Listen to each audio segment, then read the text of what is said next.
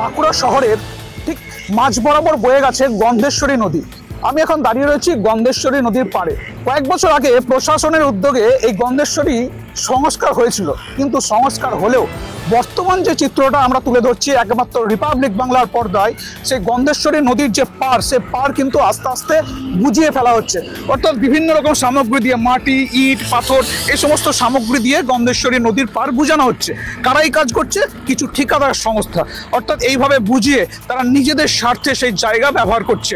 কিন্তু এই যে গন্ধেশ্বরী নদীকে আস্তে আস্তে বুঝিয়ে ফেলা হচ্ছে, এর জন্য বাঁকুড়া পৌরসভা থেকে শুরু করে স্থানীয় প্রশাসনের কিন্তু কোনো রকম ভূমিকায় লক্ষ্য করা যাচ্ছে না। এই গন্ধেশ্বরী নদী যদি বুঝে যায়, তাহলে কিন্তু বর্ষাকালে এই বাঁকুড়া শহরে একটা বন্যা পরিস্থিতি তৈরি হয়। আর এই বাঁকুড়া শহরে একমাত্র জল নিকাশির প্রধান যে মাধ্যম, সেটাই হচ্ছে গন্ধেশ্বরী নদী। অবৈধভাবে যে নদীর পাড় বুঝিয়ে ফেলা হচ্ছে,